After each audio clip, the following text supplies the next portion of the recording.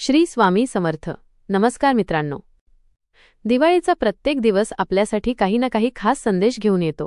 पण या 5 दिवसांच्या दिवाळीतला दुसरा किंवा तिसरा दिवस म्हणजेच दिवाळी पाडवा हा दिवस अत्यंत शुभ, मंगल आणि सौभाग्यवर्धक मानला जातो.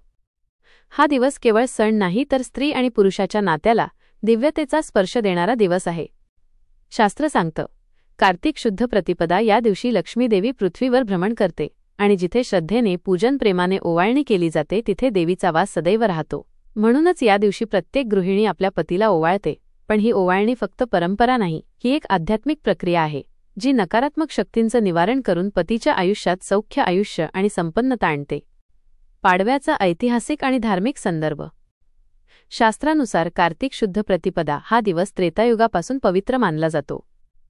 या दिवशी भगवान विष्णूंनी बलिराजाला सुतळ लोकात राज्य दिलं आणि त्याला दरवर्षी पृथ्वीवर येण्याचा अधिकार प्रदान केला. म्हणजेच हा दिवस दान, आशीर्वाद आणि संपन्नतेचा आरंभबिंदू आहे.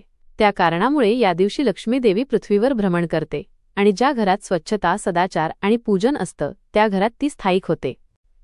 लक्ष्मीपूजनानंतर पाडव्याचं आगमन. दिवाळीच्या मुख्य लक्ष्मीपूजनानंतर येणारा हा दिवस स्त्री सौभाग्याचा दिवस मानला जातो. या दिवशी स्त्री आपल्या पतीला ओवाळते. पण शास्त्र सांगतं, ओवाळणी म्हणजे फक्त आरती आणि फुलं नव्हे, ती असते आयुष्यवर्धक ऊर्जेचा प्रवाह. ज्यावेळी पत्नी पतीच्या कपाळावर तिलक लावते तेव्हा ती त्याच्या आयुष्याची रक्षा करते. हाच तो क्षण असतो जिथे सौंदर्य, श्रद्धा आणि अध्यात्म तिन्ही एकत्र येतात. दिवाळी पाडवा आणि मृत्यूदोष निवारण. अनेक ग्रंथांमध्ये नमूद आहे की या दिवशी केलेले तिलक आणि ओवाळणी मृत्यूदोष, अपमृत्यू व नकारात्मक शक्तींपासून पतीचे रक्षण करते. महर्षी कात्यायन यांनी म्हटलं आहे, कार्तिके प्रतिपदाया पतिं स्त्री पूजेत सदा दीर्घायुष्यम वाप्नोती लक्ष्मी सौभाग्यमेवच. या श्लोकाचा अर्थ असा, कार्तिक शुद्ध प्रतिपदेच्या दिवशी पत्नीने पतीचे पूजन केले तर तिला सौभाग्य लाभते आणि पतीला दीर्घायुष्य प्राप्त होते. म्हणूनच या दिवसाला सौभाग्य प्रतिपदा असेही म्हणतात. या दिवशी लक्ष्मी आणि विष्णू यांचं एकत्र पूजन केलं जातं. स्त्री जेव्हा आपल्या पतीच्या कपाळावर चंदन, कुंकू किंवा हळद कुंकू लावते तेव्हा ती त्याच्यावर लक्ष्मीचं संरक्षण कवच घालते. पाडव्याचा ऊर्जेचा दिवस. शास्त्र सांगतं की दिवाळी पाडवा हा ऊर्जेचा संक्रमण काळ आहे. दिवाळीतील अमावस्येच्या अंधकारानंतर पहाटेचा हा दिवस नवीन प्रकाशाचं प्रतीक आहे. ज्या घरात त्या सकाळी गंधफुलं आणि दीपांनी पूजन होतं त्या घरात सूर्य आणि लक्ष्मी दोघांची कृपा एकत्र लाभते. त्या कारणामुळे या दिवशी स्त्रीच्या हातून केलेलं तिलक आणि ओवाळणी सर्वाधिक प्रभावी असतं. पती पत्नीच्या नात्यातील आध्यात्मिक अर्थ. दिवाळी पाडवा म्हणजे केवळ पतीच्या दीर्घायुष्यासाठी केलेला सण नव्हे. हा दिवस आहे जेव्हा दोघं मिळून नव्या संकल्पांनी संसाराची सुरुवात करतात. शास्त्र सांगतं, स्त्री ही लक्ष्मीचा अंश आहे आणि पुरुष हा विष्णूचा अंश आहे. म्हणूनच या दिवशी स्त्रीने पतीला ओवाळणे म्हणजे लक्ष्मीने विष्णूला ओवाळल्यासारखं होतं. ही कृती केवळ श्रद्धेची नसून ती दैवी ऊर्जेचा आदानप्रदानाचा क्षण असतो. विधी पूर्वतयारी. दिवाळी पाडव्याच्या दिवशी सकाळी सूर्योदयाच्या आधी उठावं, स्नान करावं आणि नवं वस्त्र धारण करावं. घरात लक्ष्मी आणि विष्णू यांचं पूजन करून नंतर पतीचं पूजन करावं. पतीच्या कपाळावर तिलक लावताना मनात एक संकल्प ठेवावा, माझ्या पतीच्या आयुष्यातून मृत्यूदोष, अपघात, रोग, अडथळे हे सर्व दूर होत. त्याच्या कपाळावरून मी लावत असलेला गंध म्हणजे लक्ष्मीच्या आशीर्वादाचं चिन्ह आहे. ही भावना ठेवून केलेला प्रत्येक तिलक हा संपूर्ण वर्षभराचं संरक्षण कवच बनतो. कपाळावर लावायच्या वस्तूचं शास्त्रोक्त वर्णन आणि विधी. दिवाळी पाडवा म्हटलं की प्रत्येक घरात एक वेगळीच उत्सुकता असते. पण त्या सगळ्या विधींमध्ये एक अत्यंत महत्त्वाचा भाग म्हणजे पतीच्या कपाळावर तिलक लावणे. कपाळावर लावायच्या वस्तूचा अर्थ. शास्त्रानुसार हिंदू धर्मात कपाळ हा ऊर्जेचा सर्वात महत्त्वाचा केंद्रबिंदू मानला जातो. कपाळावरचा भाग म्हणजे आज्ञाचक्र, आपल्या शरीरातील 6वा चक्र. या चक्रातून विचार, प्रज्ञा आणि जीवनशक्ती बाहेर पडते. जेव्हा स्त्री आपल्या पतीच्या कपाळावर चंदन, हळद, कुंकू किंवा गोमयाचा तिलक लावते तेव्हा ती त्याच्या आज्ञाचक्रावर दैवी स्पंदन निर्माण करते. ही क्रिया शरीरातील नकारात्मक ऊर्जा शोषून घेत पतीला संरक्षण कवच देते. कपाळावर काय लावायचं? शास्त्रोक्त मत. धर्मशास्त्र, देवी भागवत आणि गृह्यसूत्र या सर्व ग्रंथांमध्ये याचे स्पष्ट उल्लेख आढळतात. त्यात म्हटलं आहे, हळदं लक्ष्म्याः प्रतीकं कुंकुम भूमेः स्थैर्यसूचकम् चंदनम विष्णोः शीतलत्वं वहती.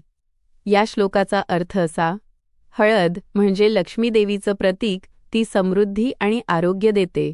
कुंकू म्हणजे भूमीचं स्थैर्य, ते आयुष्य आणि नात्याला स्थिरता देते.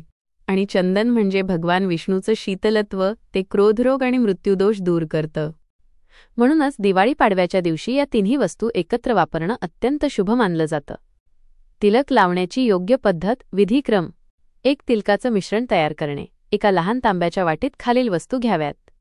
1 चिमूट चंदन पावडर, 1 चिमूट हळद, थोडं कुंकू, 2 थेंब गंगाजल किंवा तुळशीचं पाणी.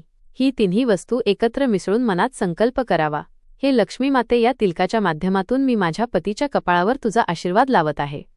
2 तिलक लावताना दिशा व मुद्रा. पतीच्या कपाळावर तिलक लावताना उजव्या हाताच्या अनामिका बोटाने रिंग फिंगर लावावं. हे बोट प्रेम, सौभाग्य आणि देवत्वाशी संबंधित आहे. तिलक वरच्या दिशेनं त्रिकोणाकार लावावं. हे आयुष्यवर्धक मानलं जातं. तिलक लावताना हा मंत्र म्हणावा: ओम नमो लक्ष्मे नारायणाय नमः किंवा ओम आयुष्मान भव. हा मंत्र पतीच्या दीर्घायुष्यासाठी आणि मृत्यूदोष निवारणासाठी अत्यंत प्रभावी आहे. 3 तिलकानंतर ओवाळणी. तिलक लावल्यानंतर पतीला आरती दाखवावी. आरती करताना मनात प्रार्थना करावी. यानंतर पतीच्या कपाळावर फुलाची पाकळी ठेवावी आणि उजव्या बाजूने ओवाळणी करावी. दिवाळी पाडव्याच्या दिवशी केलेलं तिलक मृत्यूदोष, ग्रहदोष आणि दरिद्रता कशी दूर करतं?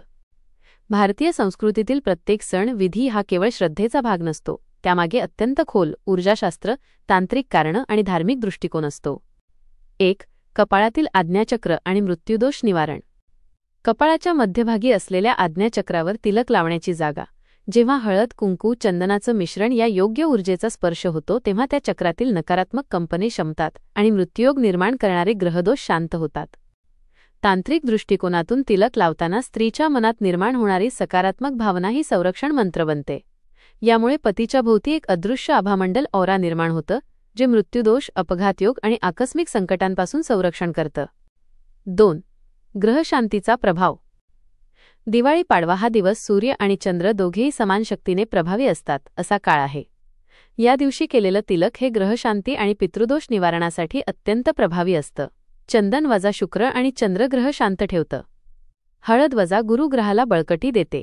कुंकू वजा मंगळ आणि सूर्याच्या तेजाला संतुलित करतं. जेव्हा हे 3 घटक एकत्र मिसळून कपाळावर लावले जातात, तेव्हा पतीच्या कुंडलीतील अशुभ योग कमी होतात. 3 मृत्यूदोष म्हणजे नेमकं काय? मृत्यूदोष म्हणजे केवळ अकाली मृत्यू नव्हे. तो म्हणजे जीवनात सतत येणारे अपघात, भीती, आजार, अनपेक्षित संकट आणि वैचारिक अस्थिरता. दिवाळी पाडवा हा दिवस मृत्यूदोष निवारणासाठी सर्वश्रेष्ठ दिवस मानला जातो. कारण या दिवशी लक्ष्मी देवी पृथ्वीवर भ्रमण करते, विष्णूचे दिव्य किरण उतरतात आणि स्त्रीचा संकल्पशक्तीचा शिखरबिंदू असतो. या तिन्ही शक्तींचा संयोग म्हणजे संरक्षण चक्राचं निर्माण. 4 दरिद्रता आणि अडथळे नष्ट होण्याचं कारण. कपाळावर लावलेलं तिलक हे मनात स्थैर्य निर्माण करतं. कुंकू आणि चंदन यांच्या सुगंधामुळे मन आणि विचारशक्ती शुद्ध होते, ज्यामुळे पतीच्या निर्णयशक्तीत सुधारणा होते. शास्त्र सांगतं की ज्याचं मन शांत, त्याच्याकडे लक्ष्मी टिकते. म्हणूनच तिलक लावणं म्हणजे लक्ष्मीचं मन पतीच्या आयुष्यात स्थिर करणं. यामुळे आर्थिक अडथळे दूर होतात. शास्त्रातील पुष्टी. लक्ष्मी देवीचं वचन. लक्ष्मी तंत्र आणि कार्तिक महात्म्य या ग्रंथांमध्ये देवी लक्ष्मीने असं वचन दिलं आहे: या दिवशी जो माझं पूजन करील आणि जो माझ्या अंशाने बनलेल्या स्त्रीकडून पवित्र तिलक स्वीकारील, त्याच्यावर मी अखंड कृपा करीन.